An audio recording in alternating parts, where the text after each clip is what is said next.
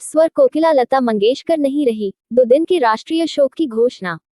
92 साल की लता मंगेशकर कुछ दिन पहले कोरोना संक्रमण के चलते मुंबई के ब्रीच कैंडी अस्पताल में भर्ती की गई थी, लेकिन लगातार उनकी सेहत में उतार चढ़ाव जारी रहा था। सुर साम्राज्य लता मंगेशकर का आज निधन हो गया।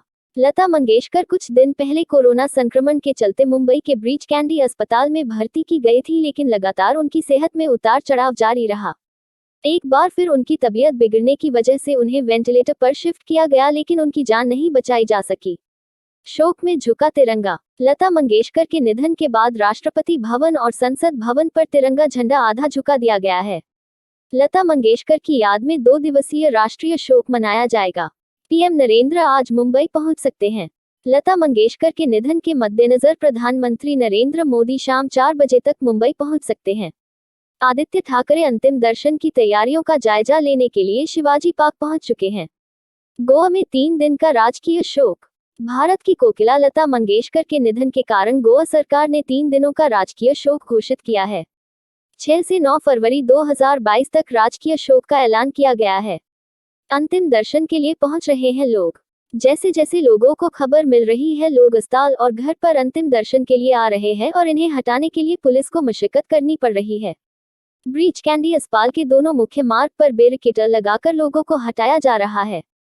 अस्पताल पर 300 से ज्यादा पुलिस और घर पर अभी 200 से ज्यादा ट्रैफिक पुलिस मौजूद हैं। ट्रैफिक के लिए है पुलिस की मुस्तैदी। पूरे पेडर रोड से ब्रीच कैंडी के रोड तक 2 किलोमीटर तक कोई वाहन खड़ा होने नहीं दिया जा रहा है। खुद commissioner Hemant Nagrale, joint commissioner विश्वास नागरे पाटिल और एडिशनल डीसीपी लगातार अस्पताल से प्रभु कुंज घर तक का गश्त लगाकर सुरक्षा व्यवस्था का जायजा ले रहे हैं। आदित्य ठाकरे ब्रीच कैंडी अस्पताल पहुंचकर परिवार को दी सांत्वना। महाराष्ट्र के पर्यटन मंत्री आदित्य ठाकरे अभी ब्रीच कैंडी अस्पताल से निकले हैं। 15 मिनट लता दीदी के पार्थिव शरीर का दर्शन किया और लता दीदी के परिवार को सांत्वना दी। बड़ी संख्या में ब्रीच कैंडी के दोनों गेट पर पुलिस व्यवस्था लगाई गई है। राज ठाकरे पहुंचे ब्रीच कैंडी अस्पताल। राज ठाकरे ब्रीच कैंडी अस्पताल में पहुंचे हैं। उन्होंने लता मंगेशकर के परिवार से जानकारी ली। साल 1995 में राज ठाकरे ने माइकल जैक्सन का शो अंधेरी में करवाया था। तब लता मंगेशकर लगातार बाल ठाकरे और राज ठाकरे के साथ देखी जाती रही थी। लता मंगेशकर हर बार तब मातोश्री पहुंचती थी जब बाला साहेब ठाकरे की पत्नी मीना ताई उन्हें बुलाया करती थी। पेडर रोड के प्रभु कुंज पर भी अक्सर ठाकरे परिवार के सदस्य आते रहते थे। लता मंगेशकर के निधन पर हेमा मालिनी ने जताया दुख। लता मंगेशकर के निधन पर फिल्म अभिनेत्री और भाजपा नेता हेमा मालिनी ने दुख जताते हुए कहा, उनका लता मंगेशकर निधन बहुत दुखदायक है। वे बहुत बड़ी कलाकार थीं। सरस्वती जी का उनके ऊपर पूरा वरदान था। अपने जीवन में उन्होंने कई अच्छे गाने गाए हैं। मेरा सौभाग्य है कि उनके गानों में मुझे काम करने का मौका मिला।